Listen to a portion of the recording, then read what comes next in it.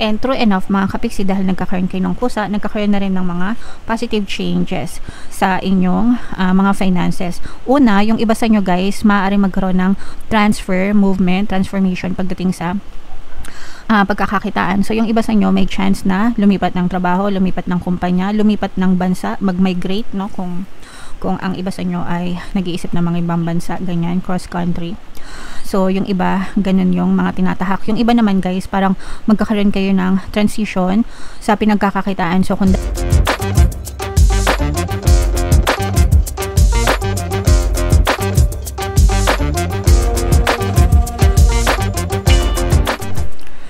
hello guys, hello Taurus, money come to me. Ang pamagat ng episode natin for tonight is money reading para ngayong December guys, para sa Taurus, Sun, Moon, Rising Sign, and Venus. Unahin natin tong deck na to mga kapiksi. Ito yung money manifesting technique para sa inyo guys. So meron tayong prosper. Write yourself a check for a large amount of money. Pin it up so you can see it every day. Imagine with as much conviction as possible how great it will feel when you really do have this much money. So ito guys, kung meron kayong checking account mga kapiksi, pwede kayong kumuha ng isa, no? Sulatan nyo ng pangalan nyo, tapos isulat nyo yung amount na gusto nyong makamtan sa buhay nyo. Pwede rin kahit na mag-drawing lang kayo sa bond paper, o kaya naman magpa-print kayo ng blank check. Mag-search na lang kayo sa Google guys ng blank check, no? Tapos sulatan nyo and ilagay nyo kung magkano yung amount na gusto nyong ma-receive.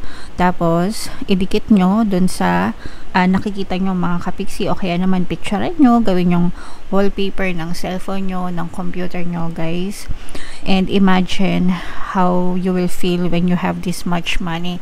So ikukwento ko sa inyo guys, kung palagi kayong nakikinig sa channel ko, palagi ko rin itong kinukwento. Si Jim Carrey, isa siyang Hollywood actor. Search nyo na lang siya sa mga hindi nakakakilala.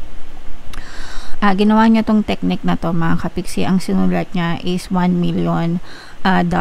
Nung panahon na yon, yung $1 million sobrang laki ng value, no? Kasi si Jim Carrey ay sumikat siya ng mga 90s pa guys. I'm not sure kung 80s or 90s, pero I'm sure 90s. So yung value ng $1 million sobrang laki nung time na yon. And nasa kanya lang yung cheque, no? Palagi lang nasa kanya. It's either nasa wallet niya, nasa bulsa niya, basta palagi yun nasa kanya. And dumating yung time na nagkaroon siya ng malaking offer. And yung amount na sinulat niya dun sa cheque, yun yung binayad sa kanya as talent fee dun sa pelikula niya. Hindi ko alam kung Ace Ventura yon or The Mask na movie. Pero sobrang patok yung movie na yon, and doon nagsimula yung kanyang tuloy-tuloy na karera mga kapiksi. So walang mawawala guys kung susubukan nyo, diba? Ang importante is hindi nyo kailangan itanong kung how or when siya dadating sa inyo, no? Kung paano siya ibibigay sa inyo ng universe. The universe will move people, things, and situation para ibigay sa inyo yung mga gusto nyo. Just like nangyari kay Jim Carrey, no? Hindi niya alam kung paano siya magkakaroon ng $1 million, diba? Pero na-manifest niya yun, and yun yung binigay sa kanya na talent fee mga kapiksi. So, yeah. Comment down below. Subukan nyo guys. Ito palagi kong nakakalimutan gawin. Pag nagawa ko na siya, promise, ikukwento ko sa inyo mga kapiksi. Dahil sa sobrang busy natin sa buhay. Ang dami ko na rin kasing mga na-manifest, no? Kaya, alam niyo yun, sobrang dami ko ng listahan mga kapiksi. Anyway, hanapin natin yung energy ng Taurus at saka yung energy ng money. Habang sinashuffle ko to guys, panoorin nyo muna yung video natin regarding sa ating paano mag-manifest ng abundance video course. Kapiksi, sawa ka na ba sa mga struggles at hirap sa buhay mo? Masipag ka ba at masikap sa buhay ngunit hindi ka pa rin umaasenso? Ilang beses ka na bang nag-attempt magnegosyo at mag-invest pero palagi ka pa rin nalulugi? Sa pagkakataon na ito ay maaaring may subconscious beliefs ka na nagiging balakid sa iyong pag-unlad at pagyaman. Introducing, paano mag-manifest ng abundance video course. Dito ay matututunan mong ma-overcome ang mga balakid mo para tuluyan ka ng umunlad, umasenso, sumagana, maging matagumpay, successful at maswerte sa iyong kabuhayan, pera, trabaho, negosyo sa lapi at kaperahan ng bonggang-bongga. Dali, mag-send na ng email sa pinoypixitaro@gmail.com at simulan na ang iyong pagyaman ngayon. Alright, sa lahat ng gusto mag-avail ng course guys, meron tayong paano mag-manifest ng abundance video course, paano mawala ang third party at magkaroon ng harmonious na relationship, paano pabalikin si ex, revise breakup. Sa mga interesado guys, mag-send lang kayo ng email sa pinoypixitaro@gmail.com. And sa mga naghahanap guys ng pampaswerte na lucky charms or lucky bracelet, aventurine, tsaka citrine, yung recommended ko mga kapixi, may makikita kayong mga link sa description box guys. So, Taurus, kayo ay represent ng Queen of Pence. Ito yung ating money energy. Latag natin yung spread nyo. Available na yung inyong 2026 kapalaran, guys. Kung di nyo napapanood, punta na kayo sa homepage natin. Wow, mga kapiksi. So, eto guys, nakikita natin nagkakaroon kayo ng mga positive changes, mga kapiksi. Actually, nag-heal kayo, no? Nag-heal kayo, ibig sabihin pwedeng galing kayo sa mga problema or sa mga pagsubok, mga kapiksi, yung iba sa inyo parang may nag-save sa inyo mula sa pagkakalunod nyo sa kumunoy. Pag sinabing pagkakalunod sa kumunoy, parang sa mga problema nyo, kung nalunod kayo sa mga problema, kung nagkaroon kayo ng mga financial debts, mga kapiksi, mga utang or mga money problems, may nagsasalba sa inyo or may nagsalba sa inyo, mga kapiksi, and right now nandun kayo sa stage na nag-heal kayo and you're being more responsible and accountable sa buhay nyo. Parang nag-i-step up kayo, mga kapiksi, no? Parang sinasabi nyo sa sarili nyo na ayoko na maghirap, ayoko na magdusa, and gumagawa kayo talaga guys ng paraan para gumanda-ganda naman yung takbo ng inyong kaperahan. And true enough, mga kapiksi, dahil nagkakaroon kayo ng kusa, nagkakaroon na rin ng mga positive changes sa inyong mga finances. Una, yung iba sa inyo guys, maaaring magkaroon ng transformation pagdating sa pagkakakitaan. So, yung iba sa inyo may chance na lumipat ng trabaho, lumipat ng kumpanya, lumipat ng bansa, mag-migrate, no? Kung ang iba sa inyo ay nag-iisip ng mga ibang bansa, ganyan, cross-country. So, yung iba, ganun yung mga tinatahak. Yung iba naman guys, parang magkakaroon kayo ng transition sa pinagkakakitaan. So, kung dati, nagtatrabaho kayo, ngayon, yung iba nag-iisip na magnegosyo, o kaya nag-iisip na mag-home-based, mag-side hustle, mag-freelance, yung mga ganun. Pero nandun na, kahit hindi pa kayo gumagawa ng aksyon, nandun na yung planning nyo, nandun na yung inaaral nyo, lahat ng mga pwedeng gawin, mga kapiksi, para if ever man na i-push nyo yung mga desisyon na yan guys, ready na kayo. So, parang nire-ready nyo na yung sarili nyo, mga kapiksi. And, kapag tinuloy nyo yan guys, no, sasuccess kayo, may chance na mag-progress kayo, and may chance din na mas maging maganda yung kitaan nyo, or mas maganda yung maging daloy ng pera. You will gain freedom, and at the same time, papasok din sa inyo yung pera na inaasahan nyo, mga kapiksi. So, kailangan nyo lang pag-aralan ng mabuti guys, yung mga hakbang na kailangan nyong gawin, and make a proper plan and execute it well, guys. Okay?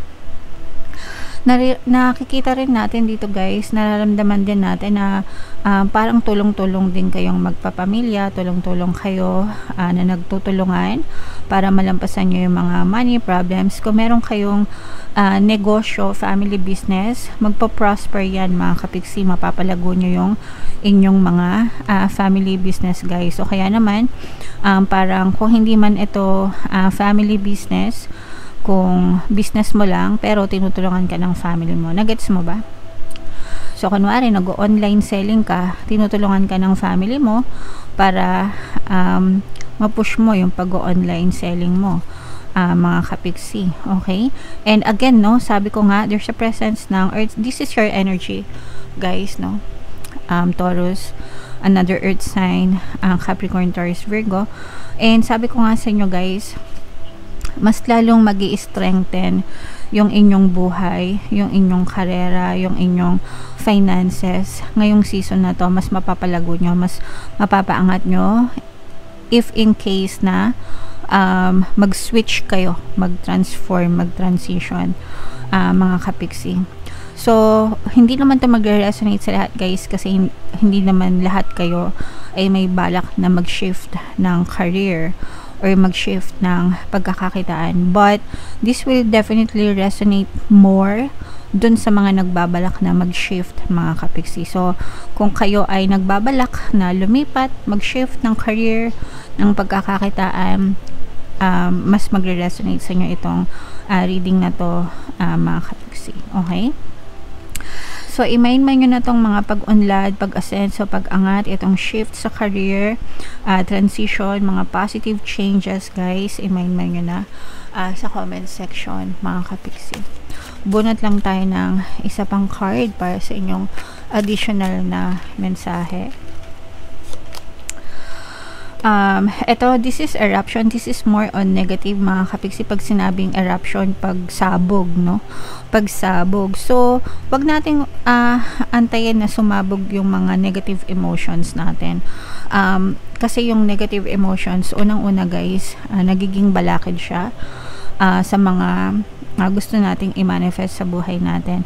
So, dapat wag tayo magtabi or magtago ng negative na emotion sa puso natin. And,